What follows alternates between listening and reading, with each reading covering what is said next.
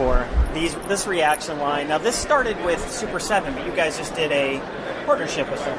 Yeah, and actually, Brian...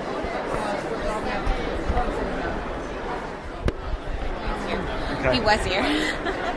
But yeah, we partnered up with Super7 for these, so they're inspired by that like original Kenner style, ReAction, retro action. So they're minimally articulated, and they're just really a throwback to those like original toys. And the Super7, Brian, he did such a good job with the Alien that we debuted last year. He tracked down the original prototypes from the actual original toys that were made by Kenner, and then sculpted based off of that. I mean, he really put a lot into the project, and he did a really good job. That'd be great. He did a really nice job. And some of these are prototypes that we're seeing right now, so like some of the Terminator ones are going to be re-sculpted, so we just wanted to get them out for Toy Fair. Sure. And there's actually some over here, some more. Yep. Yeah, and I took a look at these. I mean, you guys have even more here, like the Buffy ones. Everybody was going crazy about the Buffy ones. Yeah, and the Buffy, actually, those are going to be re-sculpted too, so the likeness is a little more clear and spot on to Buffy. Okay. It's just... these are just the protos that we wanted to give people an idea of what we were working on. Okay. So you have the horror classics. Oh. Thank you very much. Nice meeting you. Thank you very much. Brian, so he's really, really interested in ReAction. Hi, how are you? I'm looking for you. Oh, okay. So we cover everything San Diego, but right. I got to say our readers love Funko. So I got to say that you guys are doing an awesome job with everything you're doing, but the ReAction stuff is awesome. And I know, like, so were you part of Super7? I am Super7. He owns Super7. Okay. I own He's Super7. So and then owner, whatever. CEO. Yeah. Dude. Okay. From Super7. So yeah, so this is sort of a collaborate. With Alien, when we made Alien. Yeah. We were doing it thinking, people will like it, but we didn't know how big it would be. Mm-hmm. And then once we got to San Diego and it came out, the reaction was just way bigger than we ever thought. Yeah, I mean, it the could lines, be. I mean, we covered it. I mean, the lines were enormous. I mean, even when it got announced and we posted it, everybody was like, I'm in love with these figures. And the whole market at that time, or still, is hyper-detailed, hyper-articulated, large-scale figures. And we're like, we're throwing back. It's nostalgia, crude. It's a much higher price point for a small figure. We're like, how many of those guys who are generally very price point sensitive are really going to throw down for these things?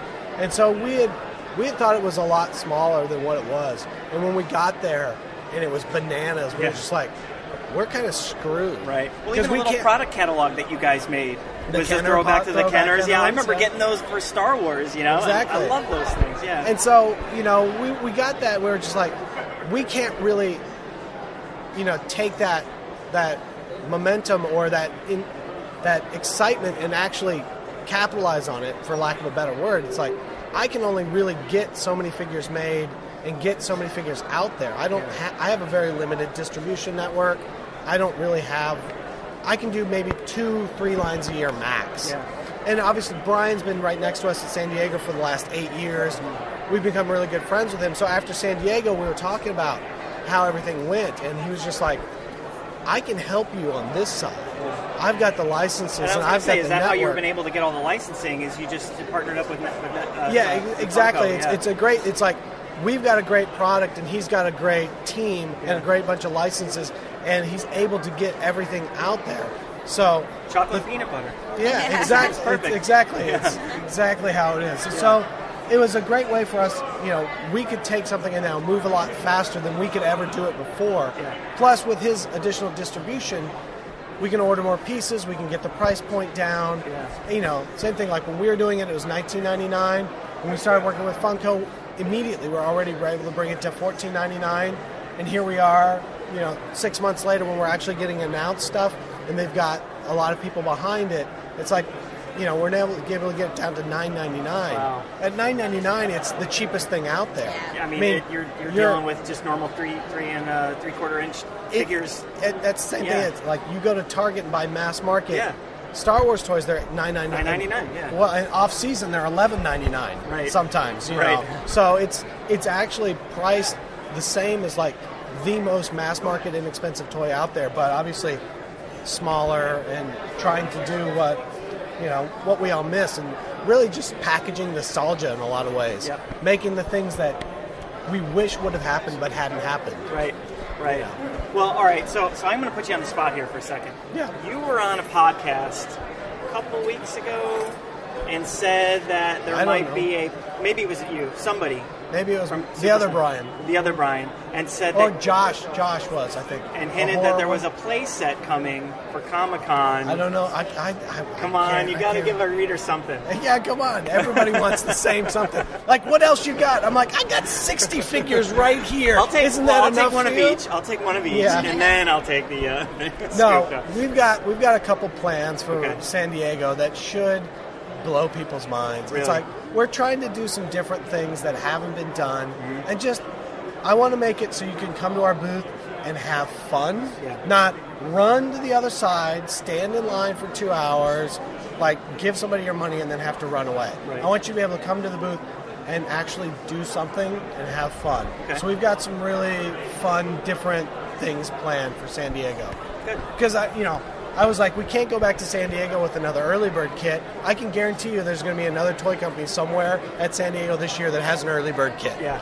So, like, we did that last year. This year, I want to do something completely different. Cool. And I think it's going to be a lot of fun. I mean, what did you say that was? I'm sorry, I might have missed that. San Diego? No, the product, right? Product? What did you say for that? No, I didn't say the product, actually. But everybody's asking about vehicles and play sets. Obviously, we would love to be able to make vehicles and play sets. Right now, it's very much like we're just getting these figures in front of people this last week. One step at a time, yeah. Like, if enough people buy these, then I can, if I have the numbers to make vehicles and play sets. Are you kidding? It's the same thing. It's like, somebody was asking me a second ago, it's like, do you not think that I want to make a DeLorean with fold-up wheels for Back to the Future? Right. Of course I do. Right. But you got to buy Marty McFly first. That's right. Know? Yeah. Okay. So Very cool. Well, we're definitely looking forward to Comic-Con for what you have in store. Yeah. And these are all going to be available retail in May, right? They're going to start in.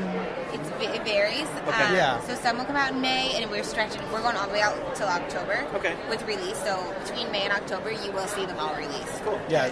The ideal is that every month there's a new line coming out. Definitely. There's like you said, there's 60 figures, so they're going to be releasing all through that time. Okay.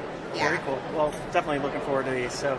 Yeah, I mean, I'm super excited about it. It's one of those things where even coming here, it's like, I'm still in the, I hope people like them. No, and now it's like, okay, people seem to like them. Yeah. I hope they buy them. Yep. And then if they buy them, then hopefully we can make all the other stuff we want. Because if you can imagine, like any of us, if you sat down for half an hour and be like, oh man, what would I make? Yeah. Your list will be 800 things It long. seems like you've got pretty much everything covered. Oh no. Tip of the iceberg. Wow. Excellent. All right. Well, very cool. Well, thanks again. And I wanted to say, I tweeted these out yesterday. The Buffy ones, everybody reacted super strong to those. So I just want to let you got a hot one about that. That's you said you're going to remodel those or something, right? Yeah, most of these are first shots on the heads and stuff like that. So first shot out, you take it, tweak it out, tighten it up a little bit. Yeah. So most of the bodies are pretty well dialed, but the heads are sort of the last part you do. Cool. All right. So Brian Super7, the guy, the dude at Super7. Yes. Good. At Funko, our strategic partner, Funko. No. Yeah. No. It's us together on this one. Cool. So great. Well, thank you very much. Thank you very much. And then Brian, because my next appointment's here. Oh, well, can you? What other Comic-Con exclusives can you talk then? You said you could talk about some. The only one I was going to say I could was the Jane. Supposedly. Can we get one? Yeah. Orange hat is. I was going to say because they didn't have one in packaging, the hat, and I was going to say Jane without the hat. So that. Okay. But that's the only announced one. I think. Oh, so it's been announced. That was the one. Okay. Yeah. Cool. I'll take it. Yeah. Okay. That's great. Cool. There's others, but yeah, I'm sure there are. I'm looking forward to them. All right, cool. Grab my next